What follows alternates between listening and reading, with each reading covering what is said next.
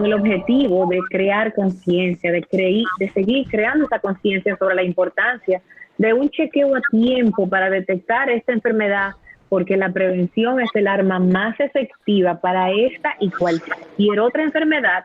Vamos a conversar con la doctora Yasmín García, especialista del Centro de Radioterapia Integral Pradoni. Bienvenida, Yasmín, que bueno tenerte con nosotros. Gracias, Miralba, buenas tardes. Muy buenas tardes. Como bien decías, Yasmín. Sí, adelante. Digo, como bien decías, octubre es ya como rutina, tan rutina que hay gente que se cansa, porque es como, hablemos de nuevo, el lacito rosa, el autoexamen, no sé qué, pero sigue siendo necesario y qué bueno que nos den un espacio para conversar. Yo entiendo que sí, que sigue siendo necesario porque la información hay que refrescarla, hay que renovarla, hay que recordarla cuantas veces sea necesario, porque yo entiendo que no importa cuán reiterativa sea, si logramos que una mujer haga la conciencia de lo que tiene que hacer y esto le salva la vida, ya estamos pagos. Estamos pagos.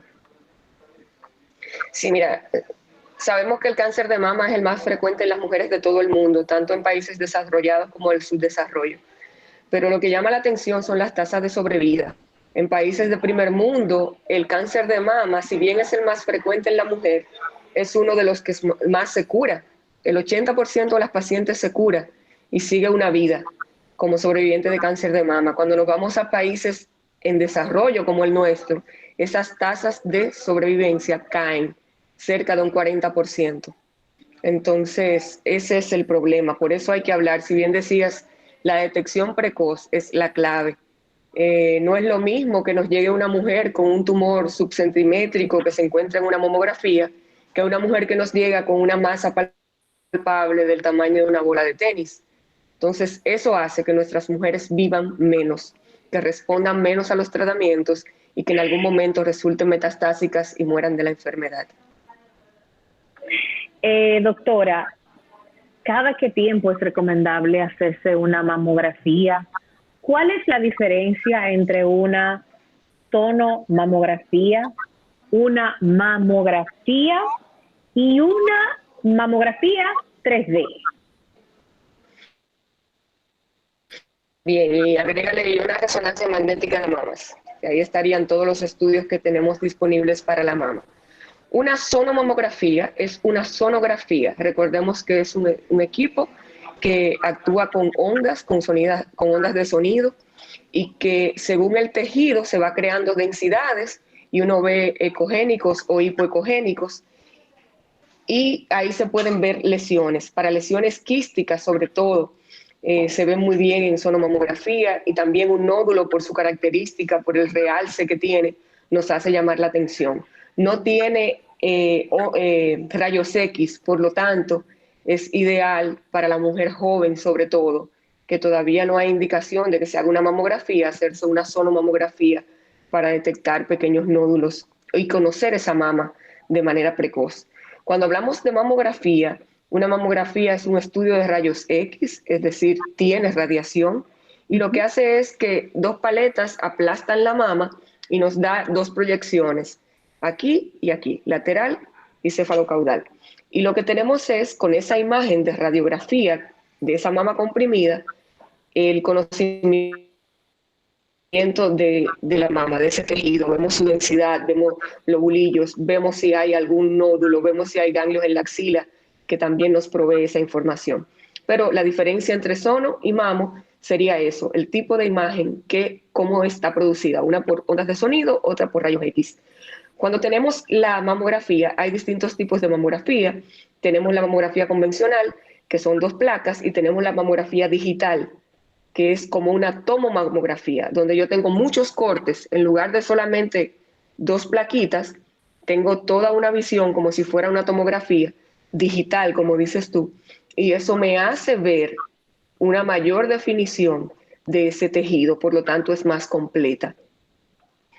Cuando yo hago una resonancia magnética, no vemos que no está indicado a la mujer de rutina, no, las guías no nos mandan a hacer una resonancia, pero en algunos tipos de tejido ayuda en nódulos que a veces uno tiene la duda que se ve en sonografía, pero en mamografía no salió, o mamas muy densas o nodulitos,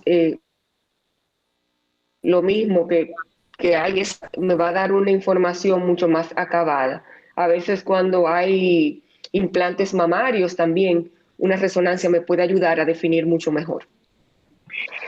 Doctora, Perdón. ¿a partir de qué edad es recomendable hacerse exámenes de las mamas? Mira, hay tres cosas. Primero, el autoexamen.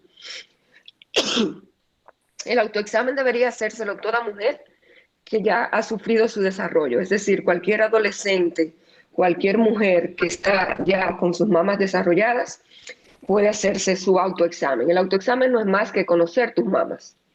Y es ese chequeo que es muy fácil buscar en Google, cómo me examino las mamas, es subir el brazo, es ver cómo anatómicamente se comporta esa mama. Solo el hecho de levantar los brazos hace que podamos ver cosas.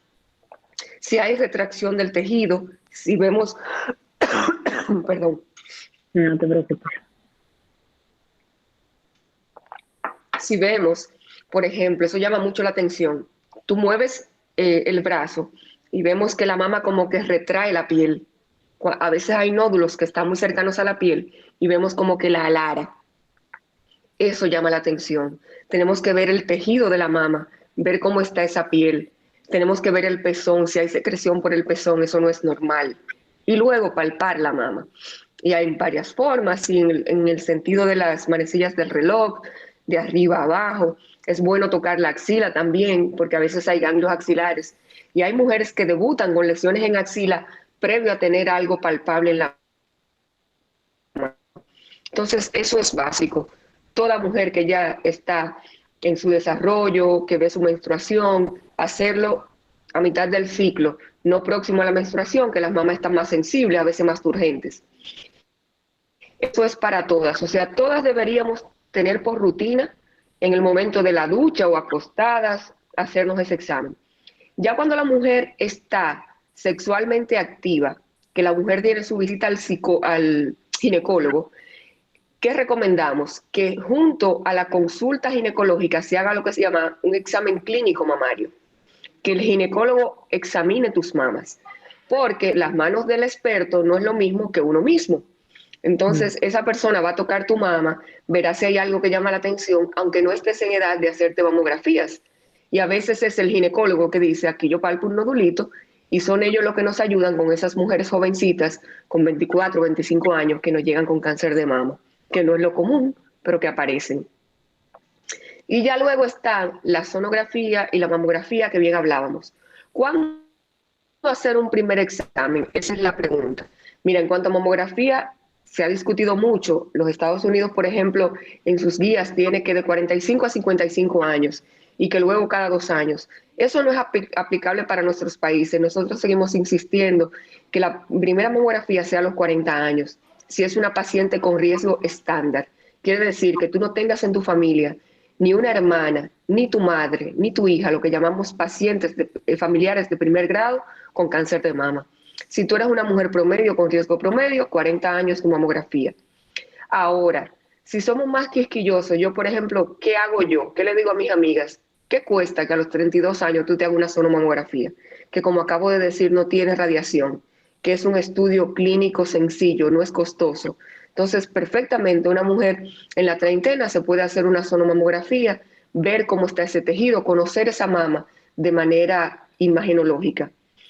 También, si fuera una mujer que tiene un riesgo aumentado de cáncer de mamas, esa edad no será a los 40. Ejemplo, doctora, mi mamá tuvo un cáncer de mama a los 48 años. Estamos hablando que es tu familiar de primer grado que tuvo un cáncer de mama en edad joven, joven para un cáncer de mama. A esa mujer yo le pediría una primera mamografía a la hija de esa señora 10 años antes del diagnóstico de la madre, es decir, a los 38 años. Yo no voy a esperar a los 48 porque cuando se detectó ese tumor ya tenía años ahí creciendo. Entonces me cuido, por así decirlo. Y ante todo pensando en que si tengo primer grado o a veces 2 o 3, yo podría tener en esa familia una mutación del gen BRCA, que sabemos que es una mutación que es común tenerla en cáncer de mama. Recordemos el fenómeno Angelina Jolie, que ella se hizo quitar sus mamas y sus ovarios, Así es, porque en su porque tenía familia ese estaba el gen. gen BRCA positivo. Entonces, exactamente. Entonces, cuando hablamos, lo ideal sería que cada mujer se siente con su ginecólogo, que es como el pediatra de la mujer, y lo converse y pida asesoría y diga yo qué me debo hacer. En algunos países incluso una consejería genética, porque nos llegan esas preguntas cada rato por Instagram, por cualquiera de esas vías, las personas me escriben, me dice, doctora, mi mamá tuvo, mi abuela tuvo, ¿yo qué debo hacer? Yo tengo 23 años. La gente tiene dudas, tiene miedo. Entonces, las guías son generales, pero cada individuo es particular. Entonces, de ahí hay que partir. Lo mismo mujeres que presentan nódulos mamarios desde muy temprana edad. No será lo mismo una mama que esté llena de nódulos, que ya tiene una enfermedad que es benigna, pero que complica más un diagnóstico cuando aparezca un tumor, a una mujer que tiene una mama limpia, que es muy fácil de ver.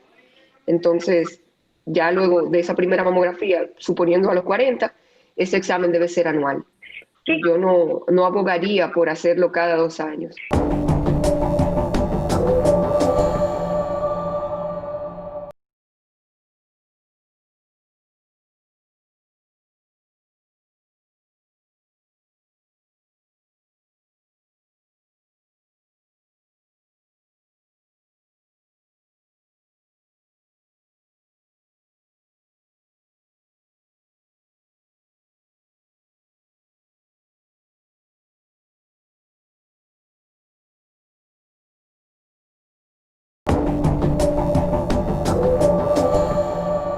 ¿Qué elementos se pueden ver en una mama? O sea, cuando una mujer se toca, ¿qué puede encontrar? Bolitas de grasa, bolitas de agua, o no hay cambio de textura. Por eso decía, lo importante es que yo me conozca y sepa cómo es mi mama. Las mamas varían en consistencia. Hay mamas que son muy grasosas, que ese tejido no es un tejido que si tú las aprietas, tú ves que es como si fuera una bolsita y que es muy fácil de tocar y de apretar y tú percibir si hubiera algún nódulo. Recordar que nódulo para el pueblo es una bolita, es una cosa que está muy conformada y que Y si que yo puede la ser toco, a veces de entre los agua, de dedos. grasa. Exacto, pero que yo con mi dedo no lo sé. Entonces, ante cualquier cosa que yo palpe, yo debo acudir al médico y acudir de inmediato. Porque que yo veo en el hospital pacientes que dicen, sí, yo tengo hace como 2 años, yo jugaba con esa bolita, me dijo una señora, y la ven crecer hasta que la bolita ya es un limón y de repente nos llegan al hospital. Pero eso, si yo palpo algo, y eso también llama la atención, Miralba, porque cuando algo es palpable, ya tiene un volumen, y un volumen que no es menor. Estamos hablando que si pasa del centímetro, es que recién yo lo voy a tocar, posiblemente. Entonces, ya cuando pasa del centímetro y me llega más adelante, estoy hablando de un tumor que, de ser muy localizado, casi me va a llegar localmente avanzado en lo que llega a la consulta. Entonces, eso, cualquier cosa que me llame la atención. Y lo que te decía del tejido de la mama, así como hay mamas muy grasas, muy fáciles de tocar, hay lo que llamamos la mama densa, que son esas mujeres que tienen ese tejido de la mama denso, como dice la palabra. Lo mismo que somos en la estructura física, así como hay personas que usted le toca un muslo, por ejemplo, y se ejercite o no, usted siente como esa fibra muscular, cómo esa persona está más definida y cómo ese músculo está así mismo en la mama en la mujer.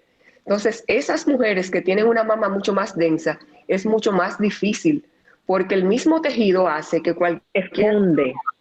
nodulito que haya me quede dentro de los ductos, dentro de los lobulillos de la mama. Recordemos que la mama es una glándula sudorípada modificada, que es para lactar, para eso fue hecha, aparte de que nos agrega belleza, ¿no? Pero esa es su función. Y dentro de esos ductos y lobulillos es que va a crecer ese tumor, ese cambio celular. Y a veces se enmascara, por eso digo que no debe ser que de cada año un día yo me toque, porque a veces también me ha pasado que es el marido quien se da cuenta, que el O marido yo pienso, acariciando a la esposa o tocando a la esposa Dice, tú tienes algo ahí que no tenías, sobre todo en mujeres delgadas, en mujeres de mamas pequeñas, que tú la tocas y si es vuelvo y te digo, si es un limón, tú lo sientes y no tienes que estar haciendo un gran examen, es tocarla, es decir, tú tienes algo ahí y es el esposo que alerta de ir a la consulta. ¿Qué podemos hacer aparte de estos exámenes rutinarios de manera anual, como recomiendan los especialistas, para prever cualquier cambio, cualquier cosa que no estaba ahí hace un año y que de un año a otro sí hay chance de verlo, de tratarlo y de responder? Pero ¿qué podemos hacer aparte de eso? ¿Hay alguna manera en la que se pueda prevenir el cáncer de mama? Tú mencionabas el tema de la lactancia. Yo he escuchado, he leído que lactar te protege de alguna manera. Protege. Ahí hay 3 cosas que puedo decir. Lo primero es que no es lo mismo detección precoz que prevención. Estamos hablando de cuando yo detecto un tumor, no de prevenir un tumor. Son cosas distintas. Octubre casi siempre se basa en detección y mamografías y claro, tócate y hasta el examen. Pero ahí estamos fallando como sociedad y hago mea culpa nosotros como oncólogos y las sociedades fallan ahí porque el paso debería ser mucho más atrás. La política de salud debería ser, la pregunta que tú me has hecho, ¿cómo yo puedo prevenir? Si estamos hablando que una de cada, cáncer. Se puede prevenir un cáncer. Si estamos hablando que 1 de cada 8 mujeres tendrá un cáncer de mama, ¿cómo yo me salgo de esa tómbola? ¿Cómo yo juego con esos números? Entonces, ahí da miedo. Ahí entran los factores que tenemos, así como hay factores de riesgo modificables, hay no modificables. Por ejemplo, ya tú y yo no podemos quitar que somos mujeres. Primer factor de riesgo, importante. Ya, tener 2 mamas. Exacto. Y Pinky, un grado menor, también tiene unas tetillas ahí que tiene un riesgo que es menor, pero lo tiene. Entonces, ya estoy en la tómbola. Segundo factor de riesgo importante, la edad. En la medida que avanzamos en edad, la probabilidad de que ocurra es mayor. La media de edad en cáncer de mama es los 62 años. Vaya. Entonces, si yo soy una mujer de 65 años, posmenopáusica, estoy en la tómbola. Ahora, yo no puedo quitar mi carga genética tampoco, si viniera con un gen mutado. Recordarles que la carga genética son los menos. Los cánceres que obedecen a mutaciones son muy bajo el porcentaje. El resto es multifactorial. Y ahí vamos. ¿Qué hemos visto? En los países ricos, cuando se han hecho estudios epidemiológicos, la gran mayoría de los casos de cáncer de mama que no obedecen a estas causas están relacionadas al alcohol, al sobrepeso, la inactividad física y la obesidad. Entonces ahí estamos hablando de lo que son factores de riesgo modificables. Y lo que dicen las guías es 38% de los casos de mama se evitarían con estos cambios de hábitos de vida. O sea, que hemos visto que en los países, sobre todo en los países pobres, ¿por qué aumentó tanto el cáncer de mama? Por la industrialización, porque adoptamos los hábitos de vida de lo que se llama una dieta occidental, nos movemos menos y nuestros países también están entrando en altas tasas de sobrepeso. Entonces, cuando a una mujer tú le dices que tomar alcohol en exceso aumenta su riesgo de cáncer de mama un 19%, eso es importante. Pero como te digo, ahí tienen que venir las campañas. Como yo hago oración, evite las enfermedades, lo que llamamos enfermedades crónicas no transmisibles, donde está el cáncer, está la obesidad, está la diabetes, están las enfermedades coronarias, que es de lo que mueren nuestras mujeres, la gente en general. Sí. Entonces, ese es el tema. ¿Qué hacer? ¿Qué hago yo? Y saber que el ser obesa se relaciona, pero por mucho, con cáncer de mama, así como con otros tumores. Entonces, cuando uno le invita a la gente a cuidarse, a hacer ejercicio, no solamente por verse atractivo, sino por salud, salud, es algo que calidad de vida. Deberíamos estar repitiendo mucho más que el tema del lacito rojo. Entonces, esa sería la respuesta. Doctora, muchísimas gracias. Vamos a dar sus datos para quienes quieran contactarla. La doctora está en Radonic, pero dé usted misma, doctora, toda la información de quienes quieran contactarla. Sí, yo estoy en Radonic, también estoy en el Instituto de Oncología Heriberto Peter, hago radioterapia, para que la gente sepa, porque a veces uno habla y vienen a decirte que le hagas una mamografía. Yo no hago mamografía, yo hago radioterapia para pacientes que ya tienen cáncer, cáncer de cualquier tipo, cáncer de mama, que casi siempre lleva radiación. Dos cosas. El primero es que se cuiden, en serio, porque esto a veces uno se cansa tanto que a veces uno no quiere ni hablar en los programas, porque de fondo uno tiene como esa rabia social de por qué no hacemos que esto sea siempre, de que la gente siempre esté enterada, porque hay gente que esto que hemos dicho aquí, que para mí es hablar de la nada, lo está oyendo por primera vez. Ay, Y sí. les resuena y toma una decisión y decide acudir. Así. Esto hay que oírlo mucho, repetirlo muchas veces, Exactamente. concientizar a la gente y mantenerlo siempre sobre el tapete para que funcione. Y que además Exactamente. existan también una serie de políticas públicas encaminadas a la prevención y a la información también. Quizás es de la que más carecemos. ¿Tú sabes qué es lo más increíble, Pinky? Cuando la doctora habla del tema de factores que se pueden cambiar desde tu estilo de vida, no estamos hablando solamente de cáncer, estamos hablando, como mencionaba la doctora, de prevenir enfermedades cardiovasculares, de prevenir diabetes, de prevenir inclusive o de fortalecer nuestro sistema para combatir una pandemia como la que tenemos. Porque tú escuchas, lo primero que hace el COVID es que ataca tu sistema inmunológico. Si tu sistema inmunológico está fortalecido, ¿y cómo se fortalece? Buenas horas de sueño, manejo del estrés, comida sana y actividad física. Lo mismo para todo. O sea, parecería como si todas las enfermedades. Y cómo quienes les va peor y quienes mueren son aquellos que tienen estas enfermedades crónicas. Sí, eso es lo que hay que pensar también. O sea, los individuos sanos, aunque sean viejitos, que no tienen diabetes, ni hipertensión, ni cáncer, ni nada de eso, rebasan la enfermedad, no mueren de COVID, porque tienen un organismo capaz de tolerarlo y luchar, como bien dices tú. Entonces, nada, en redes sociales estoy como doctora Yasmín García, Yasmín con J y Z. Y nada, cuídense mucho. Es todo lo que puedo decir. Gracias, doctora. Gracias.